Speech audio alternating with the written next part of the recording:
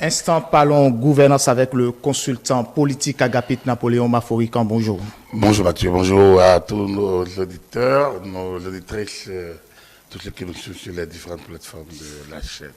Merci de nous suivre, mesdames et messieurs, sur nos différentes plateformes digitales, notre site internet www.etelebenin.com, notre page Facebook ETélé en direct, notre compte live, notre chaîne YouTube ETélé Bénin et en direct via notre application iOS et Android ETélé Bénin. Agapit Napoléon Maforican, cela fait déjà 24 ans que Monseigneur Isidore de Souza, ancien archevêque de Cotonou et figure emblématique de l'histoire politique du Bénin, est décédé. Monseigneur Isidore de Souza reste inoubliable apparemment 24 ans après. Peut-être qu'il faudrait commencer à ne pas faire revivre à nos jeunes téléspectateurs ce fameux jour du samedi, le 13 mars 1999. Nous étions dans la fièvre électoraliste pour les législatives, la troisième législature de l'Assemblée nationale. Nous étions un samedi comme ça. Monseigneur de Souza devrait assister à la messe de requiem du papa d'un de ces jeunes prêtres, à Grand Popo. Et puis, voilà, il a pris des pas de Cotonou. Il discutait avec son chauffeur, et puis à la hauteur de Seboué, un peu après, vers Comé, le prêtre a constaté que Monseigneur ne parlait plus, mais son souffle n'était plus perceptible. Il s'est arrêté, il a tenté de voir un peu ce qui se passe, et il a constaté que le prélat ne respirait plus. Il a fait demi-tour sur Cotonou. Ce décès qui a été accompagné d'une sorte d'orage. On a eu droit à 1h30 de pluie, avec un vent violent, où les toits sont enlevés, où des arbres sont tombés. Cotonou et les environs ont vécu une journée particulière, annonciatrice d'un événement certainement pas agréable. Et après l'orage, ce ne fut pas le beau temps, ce fut peut-être la désolation totale. Monseigneur de Souza ne vivait plus. L'apôtre de la bonne parole, le maître conciliateur, le médiateur émérite, l'homme qui réconcilia Mathieu Kérékou avec son peuple, a disparu. Comme ça, tranquillement, sans bruit, sur la route, d'un devoir qu'il pensait accomplir vis-à-vis d'un de ses fidèles, un de ses jeunes collègues, un prêtre. Voilà. Une histoire extraordinaire. C'est un homme aussi extraordinaire, peut-on dire, Agapit. Vous savez, c'était terrible ce samedi. C'était bizarre. Rien ne présageait d'une telle fin. Et on a dit, mais finalement, Monseigneur de Souza est parti exactement tel qu'il est. Il a fait irruption sur la scène politique nationale. Et une dizaine de jours plus tard, lors des obsèques, vous avez vu le cardinal Bernadette Gantin en pleurs devant la dépouille à la fin de la messe, mais c'était pathétique. Pour un prélat comme Bernadette Gantin, qui avait toujours été un homme qui maîtrise ses sentiments, il s'est lâché. Le Bénin a perdu un grand homme. Mais je pense que c'est l'Afrique qui a perdu le père de sa conférence nationale. Le père de sa conférence nationale. Moi, je pense il fut l'unique père de la conférence nationale en Afrique. Je ne vais pas dire des conférences nationales, parce que là, on serait dans la multiplicité. Je préfère rester dans l'unicité. Il fut le père de sa conférence nationale. On dirait que cette affaire n'a été créée que pour lui, que pour le révéler et pour le mettre à la disposition de l'Afrique et du monde. Il aura assumé cette mission avec une maestria franchement respectable. Oui, les temps sont passés, mais la question que beaucoup se demandent, est-ce vous ne pensez pas qu'on a besoin d'une telle figure aujourd'hui, Agapit? Moi, ma première désolation, moi, je n'ai pas célébré à la hauteur de l'homme qu'il fut. Vous savez, les peuples ont besoin d'être enthousiasmés.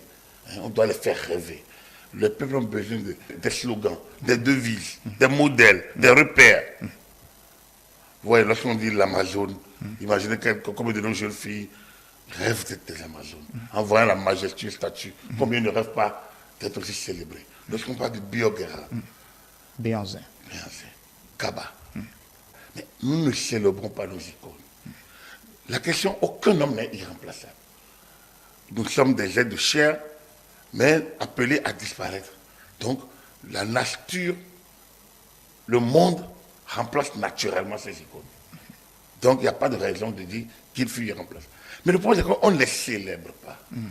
On ne les vante pas. On ne les met pas au cœur de l'action, du développement, du débat public. On ne fait pas des repères. On ne sait pas les valeurs qu'ils portent. Mais moi, c'est ça. Le Bénin connaît des moments difficiles après le Monseigneur. Mais combien de personnes?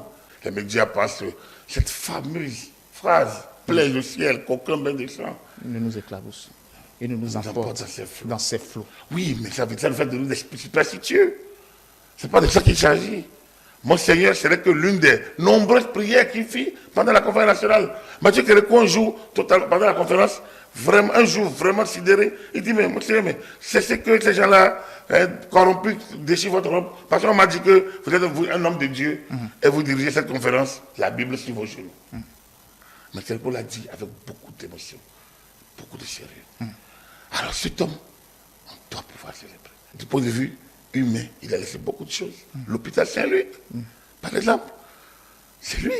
Mais combien l'hôpital Saint-Luc aujourd'hui n'aide pas l'État et les familles à régler beaucoup de problèmes de santé publique. C'est vrai que ça. Dans d'autres domaines. Les travaux à haute intensité de main-d'œuvre, ce qu'on appelle les pavés aujourd'hui. Monseigneur est au cœur. Monseigneur est un humaniste. La conférence nationale l'a arraché à l'Église catholique. Mais l'a laissé encore à l'Église catholique. C'est-à-dire qu'on l'a arraché, on l'a utilisé, on l'a pressuré, et après on l'a laissé lâcher. Je pense qu'il n'est pas encore temps pour que nous célébrions nos icônes. Et parmi lesquelles, Monseigneur, tout ça. Oui, il n'est pas irremplaçable. Vous et moi ne serons pas irremplaçables. Tout comme n'importe qui. Parce que le monde doit vivre en cette génération donnée avec ses icônes, ses valeurs. Mais elles doivent partir, se déplacer à d'autres. Il faudrait qu'elles laissent des traces. Et que les traces laissées soient célébrées.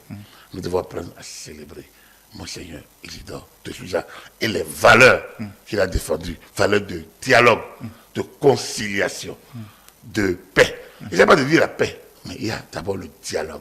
Nous devons cesser avec, par exemple, les monologues. Au Bénin, nous aimons les monologues. On ne s'écoute pas. Dès qu'on voit votre tête, on entend votre voix, on dit, oh, c'est lui qui parle. Oh non, mais lui, c'est... Non, lui, il ne fait que soutenir Baptiste Talon. Oh non, ces gens-là sont payés pour dire que de bien de Talon. Sur notre plan, on va dire, oh, c'est elle qui parle. Oh là là, c'est l'électricité qui va raconter n'importe quoi sur Talon. Et puis bon, on personnalise tout. On ne s'écoute pas. Donc, même quand tu es avec quelqu'un, tu essaies de lui expliquer quelque chose, vous pouvez faire 2 heures et tu quitteras avec la fermeté dans la pensée, dans le cœur, que c'est lui qui a raison. En réalité, nous avons un problème énorme. Et lorsque vous manquez de cette capacité d'écoute mutuelle, de confiance réciproque, vous ne pouvez pas bâtir un vivre ensemble cohérent et durable. Et donc, les valeurs humaines qu'on peut tirer, en matière de ça, on peut les transformer en atout de développement pour nos pays, un atout de paix dans le vivre ensemble, ce que nous n'arrivons pas à faire. Il ne s'agit pas de célébrer des humains, des êtres mortels. Non, il s'agit de célébrer des valeurs qu'ils portent et comment qui peuvent impacter durablement de nouvelles générations et peut-être transformer d'autres et créer d'autres valeurs. C'est de cela qu'il s'agit. Quand vous en parlez, il y en a qui ont l'impression que c'est eux qui sont au centre de je ne sais quoi. Voilà. Donc, est-ce que Monseigneur est une icône irremplaçable? Oui. Non, tout homme est remplaçable. Mais il me semble que Monseigneur, le père de chaque conférence nationale en Afrique, n'a pas été remplacé. Je pense qu'il est parti avec la conférence nationale. Il est parti avec les valeurs qu'il porte. Il est parti avec l'image qu'il souhaite avoir du Bénin. Un pays de dialogue. Vous savez, ce qu'on ne dit pas souvent, c'est que Monseigneur n'a pas fait que diriger la conférence nationale. C'est le premier président de la Cour constitutionnelle et de l'Assemblée nationale. Vous allez à l'Assemblée nationale, vous verrez sa photo. Pourquoi? Parce qu'il était président du Haut Conseil de la République, qui fut de 90 à 91 à la fois Cour constitutionnelle et Assemblée nationale de transition. Et de 91 à 93, Cour constitutionnelle de transition. Mais qu'est-ce que Monseigneur de Sousa n'a pas fait pour canaliser certains élans autour du Premier ministre, M. Diodone Soglo, puis du président M. Diodone Soglo. Monseigneur a fait beaucoup. À un moment donné, l'Église a commencé par s'inquiéter et lui a demandé de prendre du recul. Monseigneur a énormément canalisé des élans autour du président Soglo, des velléités dominatrices. L'amnistie dont Mathieu Kokwa bénéficiait en 91, c'est grâce à Monseigneur de Sousa. Mais dans quelles conditions? Donc aujourd'hui, lorsque cette situation arrive, vous vous demandez, mais comment on a pu laisser partir des valeurs comme Monseigneur? Monseigneur est mort. L'être de chair est parti. Mais il a laissé une œuvre. On doit pouvoir la récupérer et la transformer et l'utiliser. On ne le fait pas. Donc pour moi, nous sommes des êtres de chair. On parle de Jésus encore aujourd'hui. Mais combien de personnes ont vu Jésus? Mais on en parle. Parce qu'il a laissé une œuvre. On parle de Mahomet. On parle de lui. Le dernier prophète dans la hiérarchie, selon l'islam. Mais il a laissé une histoire. Les musulmans célèbrent l'œuvre. Les catholiques célèbrent la nouvelle alliance. Et nous, et le Bénin. Et le Bénin. Donc, je pense qu'il est question que nous revenions. Quand on parle de Monseigneur, pas que lui. Pas que lui. Je parle du cardinal Ganti. C'est une école. C'est d'abord lui. Mais il a su s'éclipser pour laisser place à De Sousa. De Sousa, c'est la conférence nationale. C'est 90. C'est 10 jours. 10 jours. Il s'est révélé au monde en 10 jours. Je dis, il est le père de chaque conférence nationale qui n'a pas convoqué, mais qui est là plus déjà avec une maestria. Donc, lorsqu'on parle du 13 mars 99, du décès de moi, c'est le décès, c'est la fin. C'est plutôt la fin d'une histoire, d'une merveilleuse histoire, d'une révélation inouïe, inoubliable, que nous avons lâché, d'un outil inestimable, un outil aux valeurs inestimables, que nous avons laissé partir, d'une icône que nous n'avons pas su faire revivre. Célébrer Monseigneur de Sousa, vous le disiez il y a juste un instant, mais quel doit être normalement le rôle de l'Église catholique dans toute cette célébration? J'ai dit, l'Église l'a fait révéler, la nation l'a prise à l'Église, le temps de la conférence nationale et des organes de transition, et l'a retourné à l'Église. L'Église a fait sa part. L'Église a fait sa part. Aujourd'hui, le Père Bédinou, je ne sais pas s'il est toujours là, mais il préside une école qui vante, qui valorise des acquis de Monseigneur de Sousa. L'Église a fait sa part. Mais l'Église peut faire peut-être encore beaucoup mieux. Mais vous savez, l'Église peut se dire que ce n'est pas elle d'aller plus loin. C'est vrai que quand vous entrez dans l'Église, c'est sûr que Monseigneur n'est pas, disons, le même personnage à célébrer. Il y a eu le cardinal Bernardin Ganti, le premier cardinal africain noir, le premier cardinal noir au Vatican. Je pense qu'il y a beaucoup de choses qu'on peut dire. Ganti, du point de vue privilège et priorité, elle est née de Sousa et a incarné beaucoup d'autres valeurs. Lorsque la révolution éclata au Bénin, au Dahomey, lorsque tout était interdit, il y avait quelqu'un comme cardinal Ganti qui pouvait parler avec Mathieu Kérékou, avec le système, pour maintenir l'essentiel, pour garder le contact, pour permettre que tout ne fût pas rompu, pour permettre peut-être que plus tard quelque chose renaisse. Et ça n'a pas manqué. Au temps fort de la crise, 88-89, quand il faisait des va-et-vient entre Vatican et Cotonou, dès qu'il déclare Cotonou, il est toujours reçu par Mathieu Kérékou. Et avant de partir, il est également reçu. Il ne communiquait pas à Dia aujourd'hui comme l'Église catholique fait. Il utilisait beaucoup l'âme redoutable du silence pour laisser place à l'autorité d'agir. Et ça également, c'est quelque chose qu'on doit dire. Donc, l'Église catholique peut-être faire le minimum possible. Mais je pense que l'Église peut faire beaucoup mieux pour Monseigneur de Sousa. Et peut-être pour chacun d'eux, il y a tellement de la place pour eux. Je ne sais pas à quoi tout ça sert aujourd'hui. Oui, on va revenir vers nos dirigeants. Aujourd'hui, est-ce que les acteurs politiques aussi n'ont pas un grand rôle à jouer pour quand même mieux laisser un héritage à cette génération que nous sommes? Vous savez, je peux en parler aujourd'hui, parce que ça fait quand même 12, 13 ans. Lors de la célébration du 50e, je me suis permis de faire une note au président Yahi en disant que nous devons célébrer nos valeurs et qu'on devrait profiter de cette centenaire pour baptiser quelques grands axes, quelques grands édifices, des noms, non seulement de nos valeurs disparues, mais également de celles qui vivent encore. Il ne faut pas attendre que ça meure avant d'être célébré. Nous allons mourir indubitablement. Mais peut-être certaines œuvres vont rester et continuer. Aujourd'hui, il y en a qui de leur vivant se sont rendus immortels. Il faut les célébrer de leur vivant.